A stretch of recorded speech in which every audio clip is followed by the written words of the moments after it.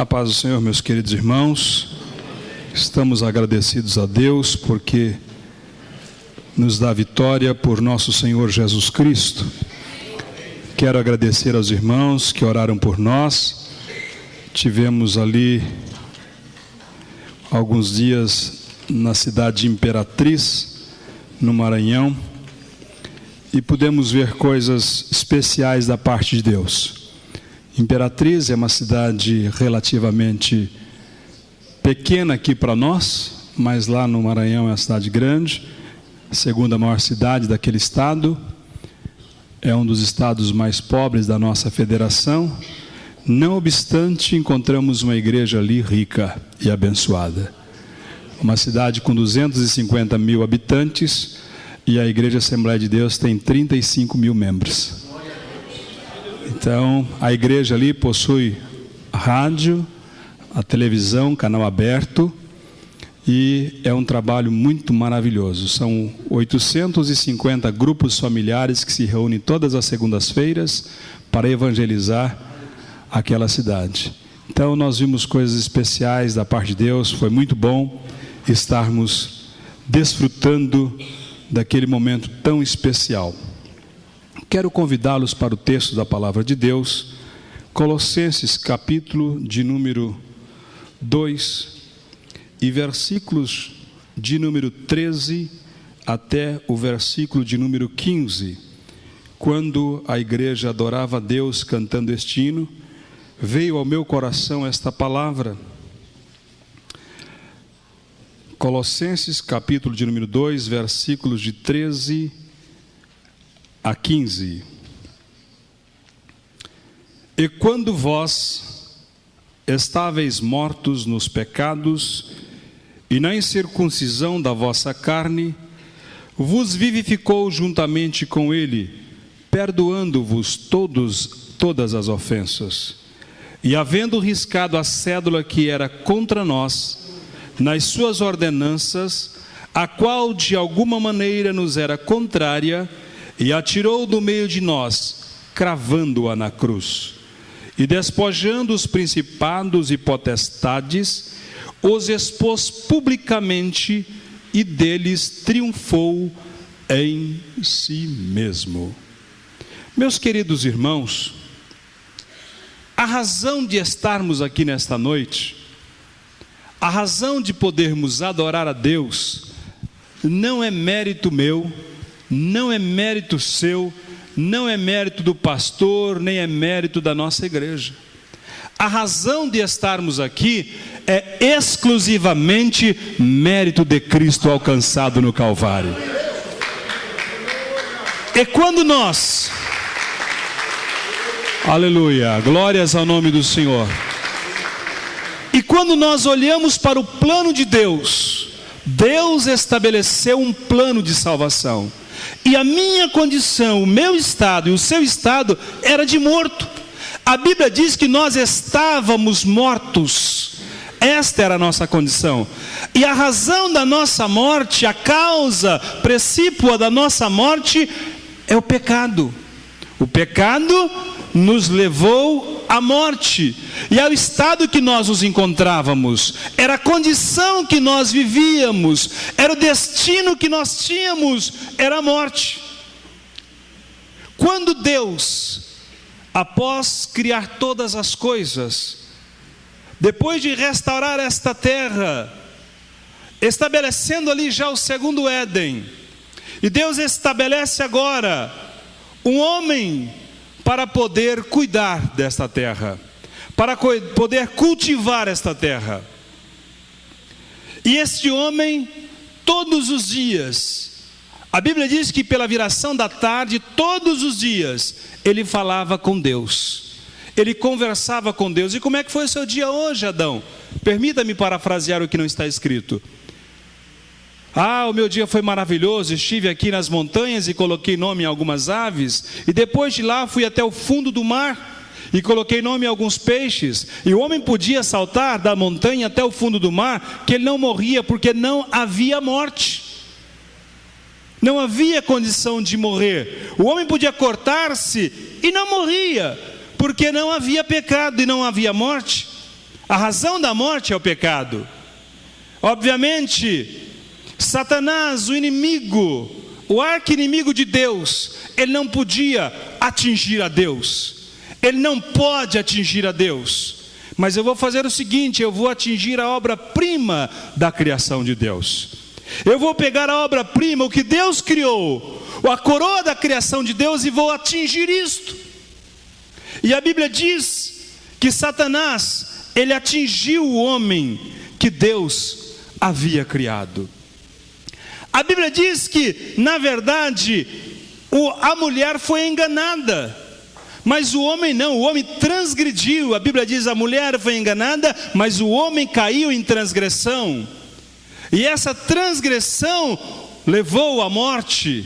E agora estava a obra perfeita de Deus, a obra-prima de Deus. E Satanás pega esta obra perfeita, esta obra-prima de Deus, e diz: olha, Deus, o homem que tu criastes, coroa da tua criação, o homem perfeito, eu vou destruir este homem. Eu vou acabar com este homem. Eu vou fazer este homem pecar, e este homem será lançado à morte. E a tua santidade e a tua justiça te impede que o Senhor me destrua. Quero ver agora, Deus, o que tu farás. Parece que eu ouço o salmista dizendo: esperei com paciência no Senhor, e Ele se inclinou para mim e ouviu a minha oração, e tirou-me de um lago horrível, de um charco de lodo, e pôs os meus pés sobre uma rocha, e firmou os meus passos, e colocou um novo cântico na minha boca, o hino ao nosso Deus. E muitos ouvirão, e glorificarão, e exaltarão o Senhor. E Deus está dizendo: olha, Satanás, viste o homem que destruíste? Eu vou resgatar este homem. Eu vou salvar este homem. Eu vou santificar este homem. Eu vou justificar este homem. Eu vou regenerar este homem. E não eu, mas aqui deste homem vai nascer um que vai ferir a tua cabeça. Decorreram-se os dias, passaram-se os meses, e começaram as dispensações. E dispensação na Bíblia significa tempos de oportunidade. Em todo tempo Deus estabeleceu oportunidade para que o homem pudesse ser salvo. Passou-se a dispensação da inocência, veio a dispensação da consciência, dispensação do governo humano, dispensação patriarcal. Deus chama Abraão e diz: Abraão, em ti serão benditas todas as famílias da terra. Deus chama Abraão e diz: Abraão, em ti todas as famílias da terra serão benditas. Passaram-se os dias, decorreram-se os anos, e vieram os profetas, e a promessa e o plano de Deus continuava no seu caminho, continuava percorrendo a senda que Deus havia ali planejado e arquitetado. Mas chegou um dia em que Deus agora começa a revelar de uma forma mais clara, de uma forma mais objetiva, e os profetas começam então a vaticinar o que haveria de acontecer. Nós tínhamos uma dívida com o pecado. Satanás havia agora, o homem, Adão, o nosso pai, assinou uma nota promissória. Ele assinou uma nota promissória, e agora nós estávamos devendo, e as gerações futuras teriam que garantir aquele pagamento. Mas nós não tínhamos como pagar, nós não tínhamos uma forma de pagar. E Deus então agora, de uma maneira simples, para tão somente arrolar a dívida que tínhamos, vem então a morte dos animais, vem então o sacrifício dos animais. Mas o sacrifício de animal não podia pagar a dívida, simplesmente era uma garantia. Ele estava rolando a dívida para que até viesse o pagamento efetivo e total da nossa dívida. E passaram-se os dias, e de repente o profeta começa a vaticinar: Eis que a virgem conceberá e dará luz a um filho, e o seu nome será Emanuel, que quer dizer Deus conosco. Mais tarde ele diz: porque o menino nos nasceu e o filho se nos deu, e o principado está sobre os seus ombros, e o seu nome será Maravilhoso Conselheiro, Deus Forte, Pai da Eternidade e Príncipe da Paz. Daqui a pouco o profeta Miqueias, ele vai dizer: e tu, Belém Efrata, posta que é pequena entre as milhares de Judá, de ti sairá aquele que é Senhor em Israel, cujas saídas são desde a antiguidade, desde os dias da eternidade. Passaram-se os dias, mas um belo dia, na pequena cidade de Belém, uma jovem desposada de um homem chamado José, aquela virgem estava prometida em casamento. Ela deveria casar dentro de poucos dias. Aparece um anjo para ela e diz: salve agraciada, o Senhor é contigo. Ela olha para o anjo e diz: quem és tu? Que saudações são estas? Ele diz: não temas, Maria, porque achaste graça diante de Deus. Eis que tu conceberás e darás luz a um filho. E Maria disse: mas como pode ser isto, visto que não conheço varão? Não se preocupe, porque descerá sobre ti o Espírito Santo, e a virtude do Altíssimo te cobrirá com teu manto, pelo que também o santo que de ti há de nascer será chamado Filho de Deus. E é muito comum, é muito natural, quando uma mulher está grávida, logo chegam os parentes, os amigos, e as pessoas já começam a perguntar: como é que vai ser o nome dele, como é que vai o dela, como é que vai se chamar a criança, por que você não coloca o nome tal, por que não coloca o nome do avô Zacarias, ou então por que não coloca o nome de alguém da família, para continuar. Mas Maria diz: não precisem se preocupar com o nome, porque o anjo já disse qual seria o nome dele. O nome dele será Jesus, porque salvará o seu povo do seu pecado. Ele está vindo aí para pagar a nossa dívida, ele está vindo aí para pagar o nosso débito, ele está vindo aí para riscar a cédula que nos é contrária. E passaram-se os dias, e eu estava aqui quando nós cantávamos a última estrofe deste hino, do hino 39, se nós a ti confessarmos. E o meu coração se transliterou para o capítulo 53 do livro do profeta Isaías, e lá diz assim, que ele era homem de dores e experimentado nos trabalhos. Sabe o que isso significa? Que Jesus é trabalhador, e se você quiser seguir a Jesus, seja trabalhador, porque Jesus não gosta de preguiçoso. Se você não entender, se você não der glória a Deus e dizer: ai, eu vou entender. Mas o que acontece é o seguinte: passaram-se os dias, e está lá um homem chamado João Batista. Perguntaram: João Batista, quem é você? Qual é a sua origem? Qual é a sua missão? Ele diz: eu sou apenas uma voz. Eu não preciso ser muita coisa, eu sou apenas uma voz que clama no deserto. E João Batista era um pregador, não era um pregador como nós podemos dizer nos nossos dias, politicamente correto. João Batista, ele era um pregador que não tinha papas na língua, e quando o povo ia chegando a ele já começava a dizer: raça de víboras, cascavel, urutu cruzeiro, quem vos ensinou a fugir da ira futura?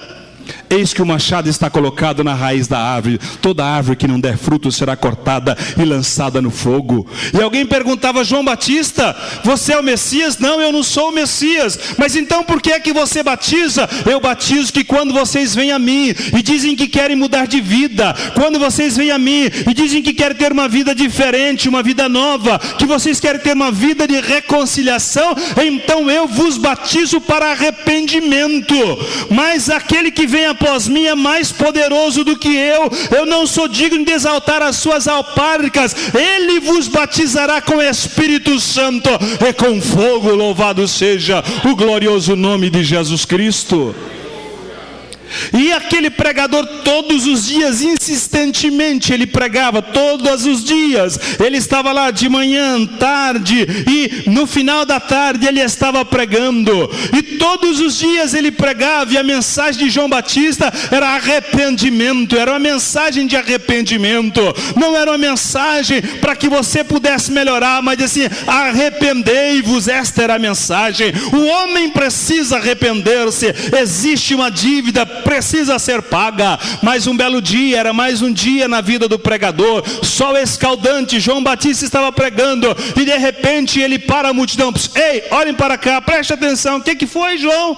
O que você está querendo? É o seguinte, lembra quando vocês me perguntavam se eu era o Messias? Claro que nós lembramos, João, e eu disse que eu não era o Messias. Lembro sim. Por que você está dizendo? Porque ele está aí, ó, eis aí o Cordeiro de Deus que tira o pecado do mundo. Ele está chegando, ele está adentrando. Eis aí o Cordeiro de Deus que tira o pecado do mundo. Chega Jesus a João para ser batizado. João diz: não, Senhor, de jeito nenhum, é o Senhor que precisa, eu que queria ser batizado por ti. João, até hoje você batizou e tem batizado as pessoas para o batismo de arrependimento, mas eu não tenho do que me arrepender. Eu venho aqui para ser batizado pelo batismo da justiça, para que se cumpra toda a justiça de Deus.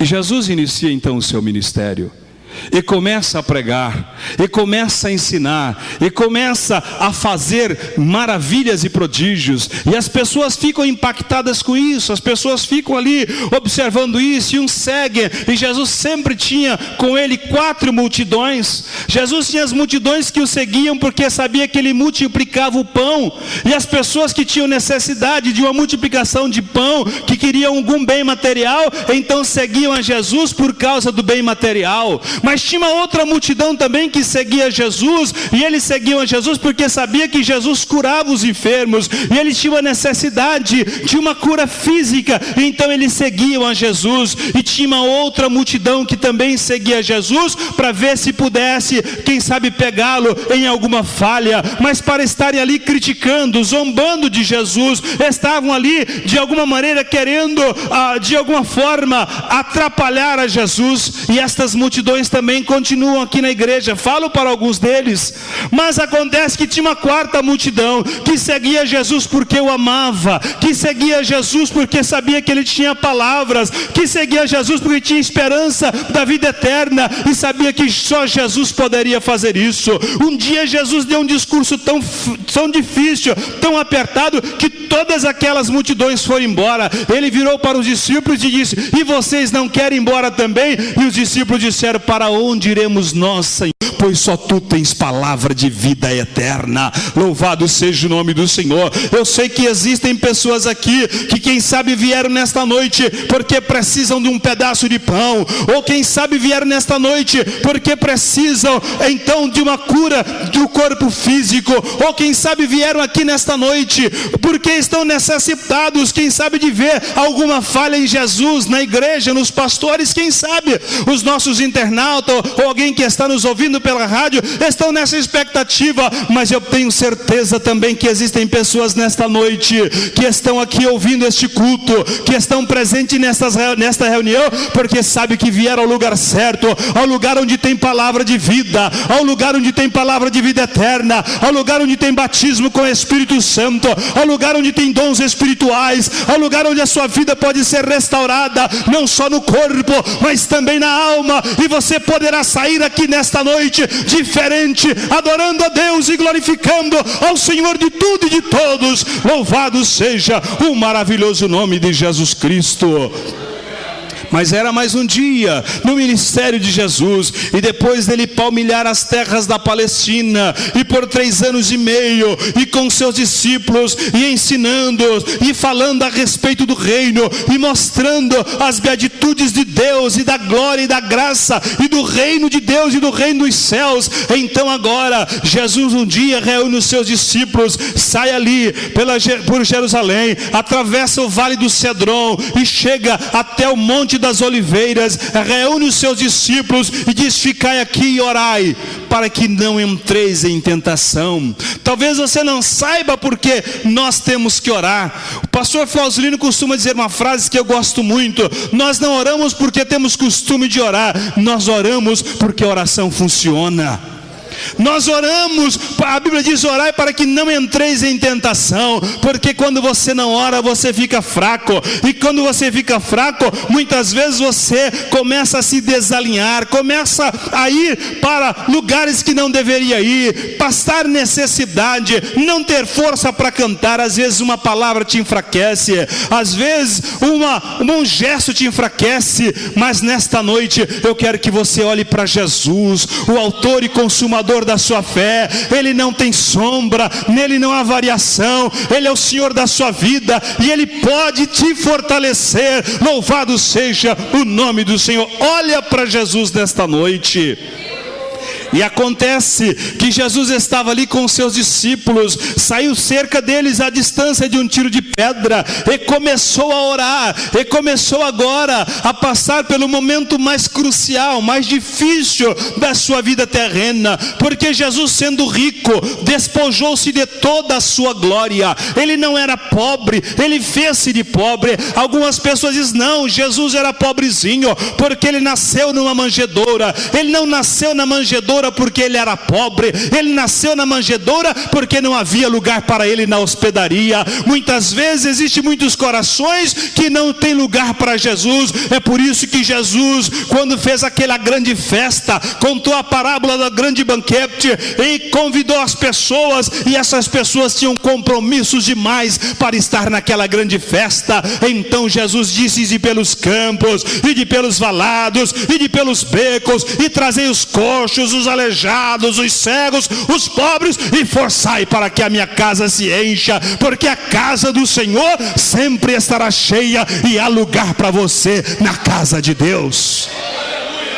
Mas acontece que Jesus está ali, naquele momento crucial, e ele começa a ver a minha vida cheia de pecado, a negritude da tua vida. Ele começa a ver agora já no nosso século, homens e mulheres se prostituindo, jovens se drogando, homens passando noites inteiras em jogos, pessoas acabando com a sua vida, e ele vê todo aquele peso, toda aquela carga, a negrura de todos os nossos pecados, a nossa situação de miséria. Então Jesus começa a ver tudo aquilo, e Deus agora o deixa só, porque o sacrifício dele não poderia ser um sacrifício divino, tinha que ser um sacrifício humano. Jesus, que durante o seu ministério ele foi 100% homem e ele foi 100% Deus, mas agora ali ele reclama porque está sozinho, e ele diz: Deus meu, por que me desamparaste?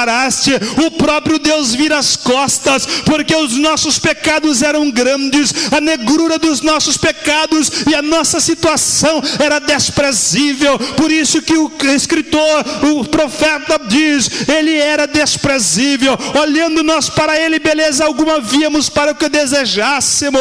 Ele estava ali sendo moído pelos meus pecados, ele estava ali sendo vituperado pela minha situação, pelas minhas enfermidades, por tudo quanto eu havia produzido de mal. Mas ele não parou, ele continuou ali, e ele começou a orar, e ele orava intensamente, e de repente foi rompendo a sua pele, foi rompendo, e começou a sair da sua pele gotas de sangue, e pela primeira vez o sangue bendito começa a cair sobre uma terra maldita. E Jesus estava ali, e talvez naquele momento de angústia, diz-nos a Bíblia que aparecia um anjo que o confortava. A Bíblia não diz o que o anjo dizia, mas permita-me dar asas à minha imaginação, imaginar que o anjo dissesse o seguinte: mais um pouquinho, Jesus, mais um pouquinho, Jesus, aguenta mais um pouco, porque tem um povo lá no Brasil que precisa do teu sangue. Aguenta mais um pouco, que tem um povo lá em São Paulo que precisa do teu sangue. Suporta mais um pouco, que tem um povo em Campinas que precisa do teu sangue. Aguenta mais um pouquinho, que tem um povo lá na igreja da Vila Nova que precisa do teu sangue, Jesus. E o sangue bendito caía sobre a terra maldita. E os pecados eram tão pesados. E Jesus levanta dali e encontra os seus discípulos dormindo. E diz: nem uma hora podeis velar comigo. Passado-se algum tempo, chega uma multidão com varapaus e tochas. E ele pergunta: amigos, a quem viestes? Mesmo sabendo que viriam para prendê-lo, Jesus olha para ele e diz assim: amigos. Talvez você não tenha suportado um empurrãozinho de alguém, uma cotovelada de alguém, que você já fica bravo, que você já fica nervoso, que você já fica iracundo, que você não quer mais vir à igreja, que você já quer abandonar a Cristo. Ele estava para ser preso, olhou para os seus vituperadores e disse: amigos, a quem viestes? E eles disseram: a Jesus de Nazaré. E Jesus disse: sou eu. Eles puf no chão. Poder da expressão da palavra. Eles se levantaram novamente e Jesus: a quem viesse? Eles: a Jesus de Nazaré. Ele disse: sou eu. Puf, de novo no chão. E Jesus: se viesse buscar a mim, deixa ir a estes. E pegaram o meu Jesus, maniataram o meu Jesus, fizeram o meu Jesus de cobra cega, levaram para Anás, de Anás para Caifás, de Caifás para Herodes, de Herodes para Pilatos, de Pilatos para Herodes. E Jesus foi caminhando de um lado para o outro, e pegaram o meu Jesus e bateram no meu Jesus, vituperaram o meu Jesus com azarrogue, aquele chicote que tinha pedaços de metais e ossos na ponta, e cada vez que aquele chicote penetrava no corpo sacrossanto de Cristo, o sangue mais uma vez era derramado. E a Bíblia diz que ele, como ovelha muda, não abriu a sua boca.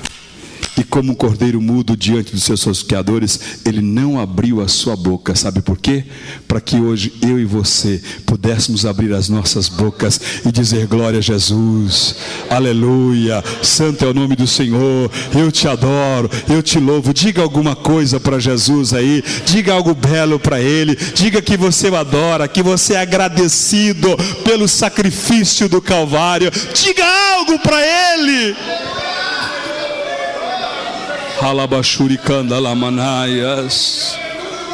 E levaram o meu Jesus de um lado para outro.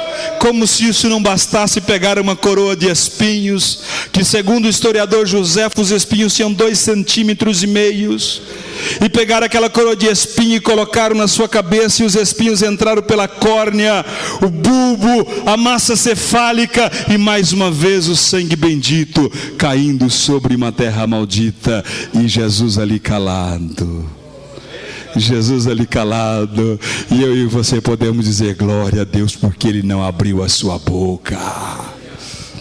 Mas Jesus foi levado pelas estreitas ruas de Jerusalém, e Ele não podia ser sacrificado dentro da cidade. Todo o vitupério, todo o sacrifício dos animais, quando nós lemos lá no Antigo Testamento, quando os animais eram sacrificados, eles eram levados para fora do arraial. O escritor aos Hebreus retrata isso muito bem, dizendo: e ele foi levado para fora do arraial. E ele foi sacrificado fora da cidade.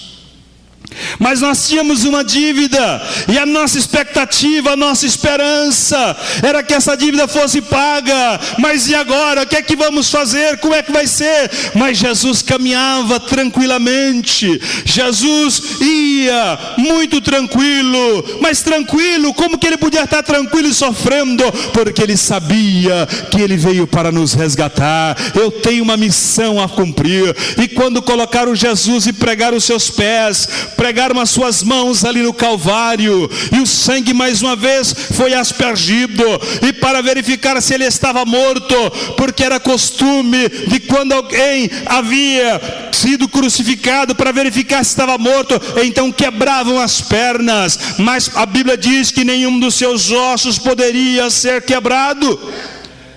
Então, quando foram ali para quebrar as pernas, viu que ele já estava ali morto, porque algumas pessoas ficam dizendo: quem matou Jesus? Foram os judeus? Foram os gregos? Foram os gentios? Foram os romanos? Não, ninguém matou Jesus. A Bíblia diz que ele se entregou por nós. Ninguém o matou, ele se entregou por amar você, por amar você, por amar a mim. Ele se entregou, ele diz: Pai, na tua mão entrego os meus espíritos. Está consumado. Ou seja, ele chegou diante do Rei, Senhor de tudo, e diz: missão cumprida, está consumado.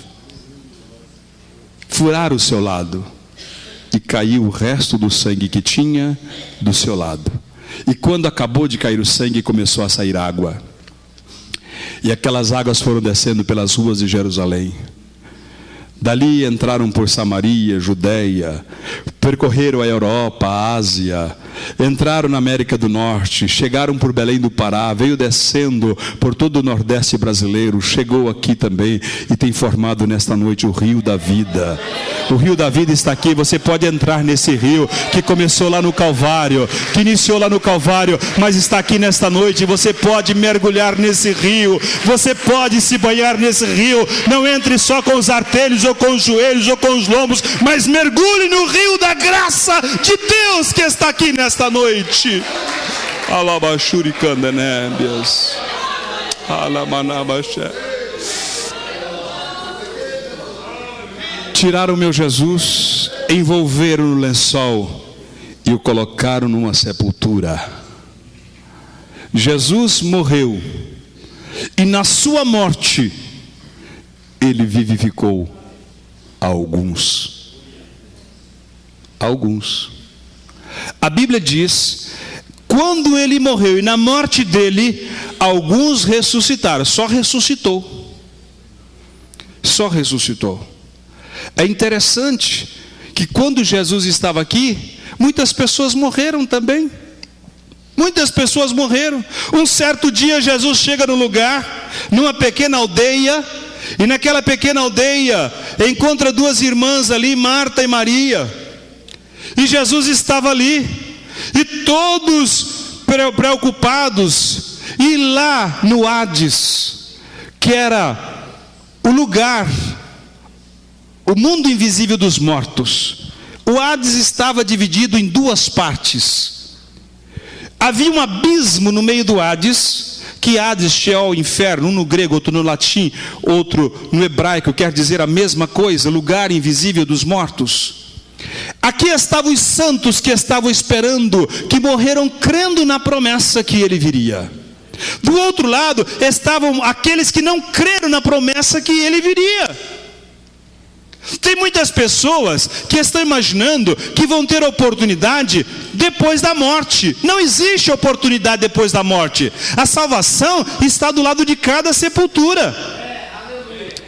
Veja que o rico da parábola de Rico e Lázaro, ele chegou no inferno, e lá no inferno ele queria montar uma agência missionária.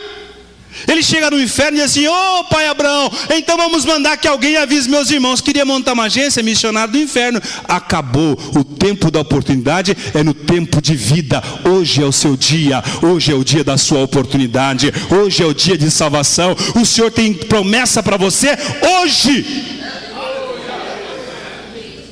E lá estava Lázaro, esperando também. E de repente, quem sabe, está Isaías dizendo: olha, Lázaro, como é que ele é? Ah, Isaías, você nem imagina, rapaz. Ele ia na minha casa, nós comíamos junto. Aquilo que você disse, que você vaticinou, que ele seria maravilhoso conselheiro, realmente os conselhos dele são conselhos maravilhosos.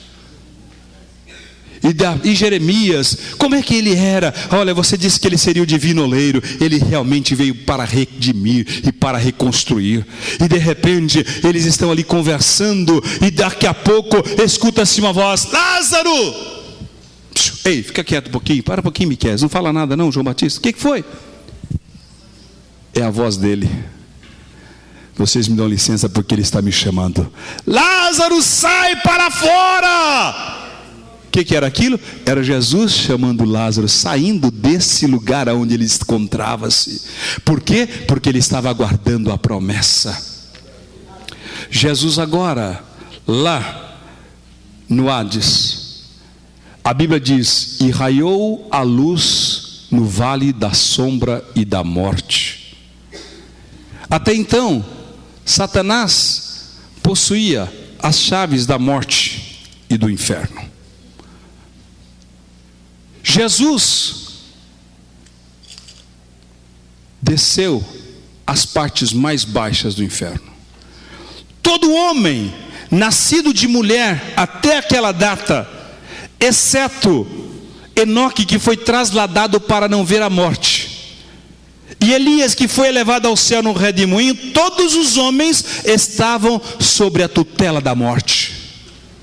Jesus agora aparece lá no centro, lá no mais profundo do abismo, e prega aos espíritos em prisão.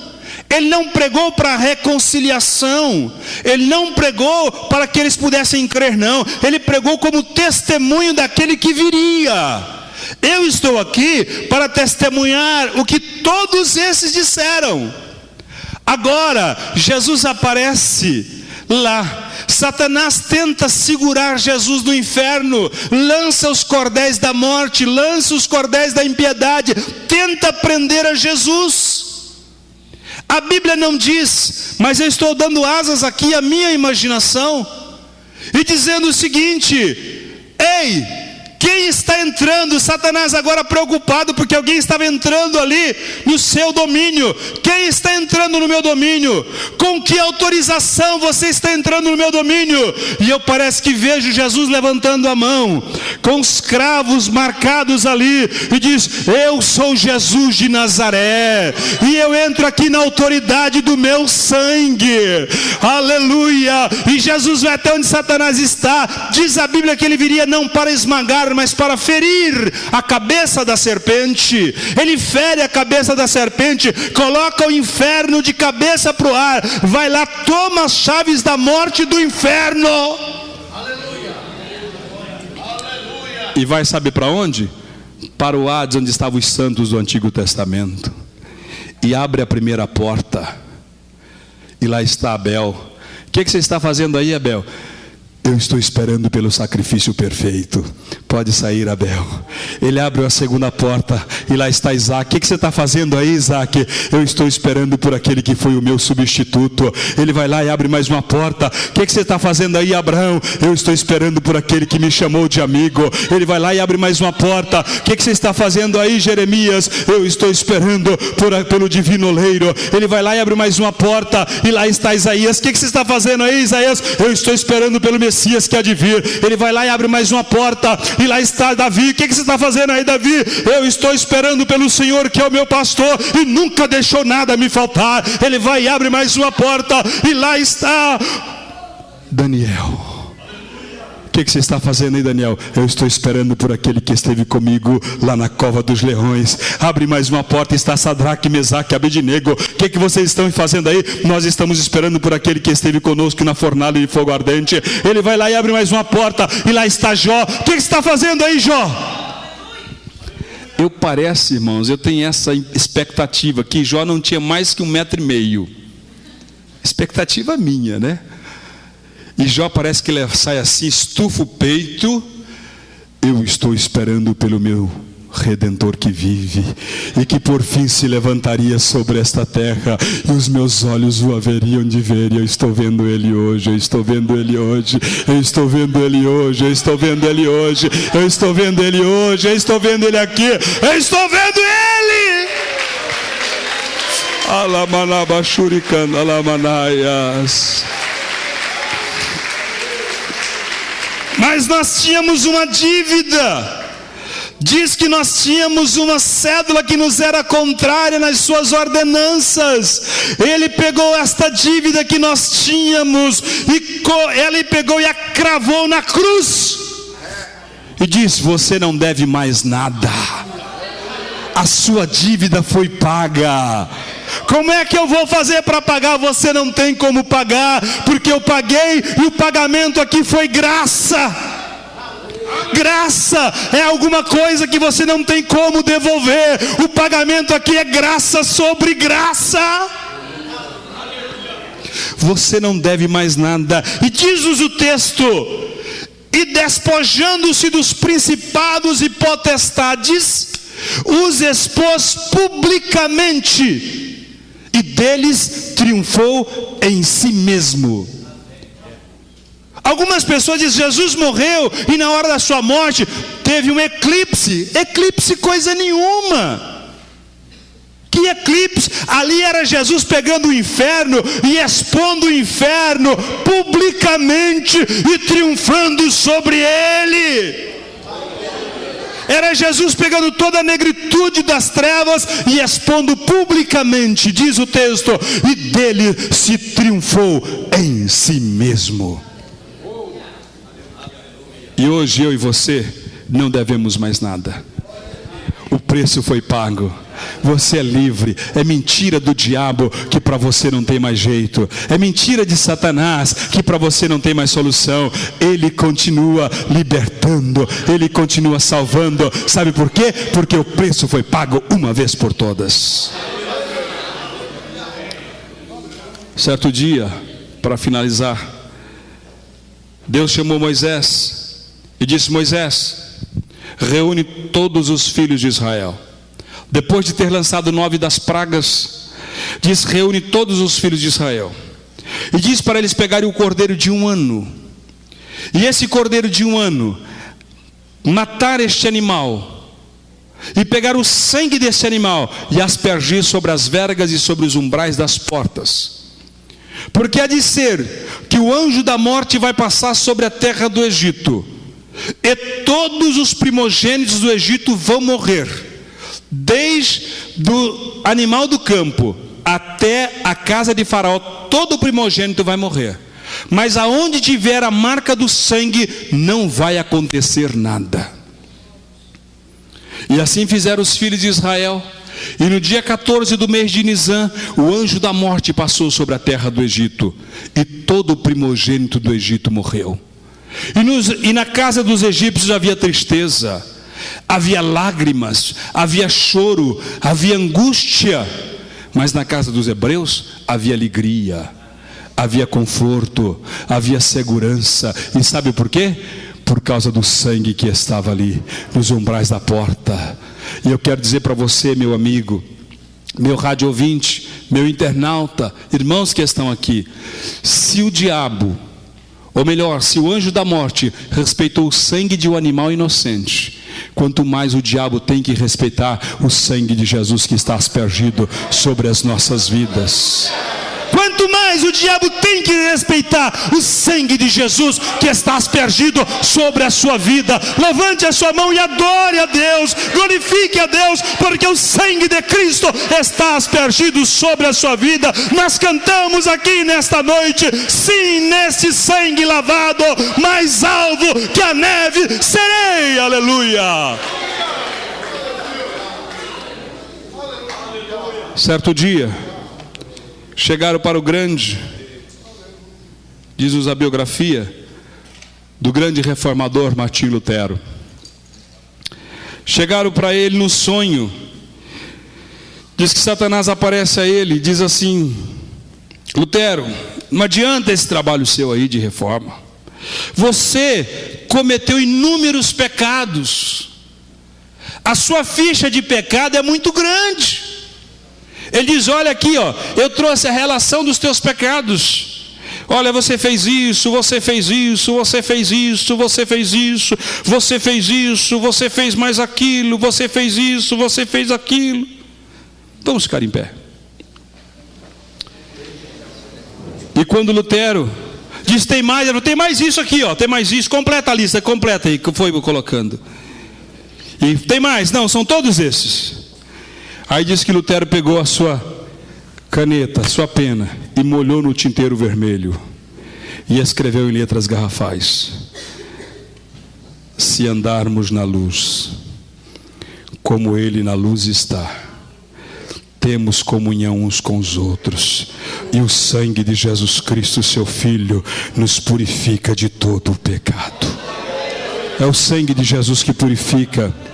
É o sangue de Jesus que limpa, é o sangue de Jesus que restaura, é o sangue de Jesus que redime, é o sangue de Jesus que regenera, é o sangue de Jesus que te dá um outro nascimento. É mentira do diabo que para o teu pecado não tem mais jeito, é mentira do diabo que para a tua situação não tem mais jeito. Jesus Cristo morreu e com o seu sangue Ele nos fez reis e sacerdotes. Ele fez aquilo que o dinheiro não podia fazer, que o dólar americano não podia fazer, que o euro europeu não podia fazer, que o dinheiro do México, da Ásia, que o ien japonês não pôde fazer, que o cruzeiro brasileiro não pôde fazer, que o real nacional não pôde fazer. Ele fez.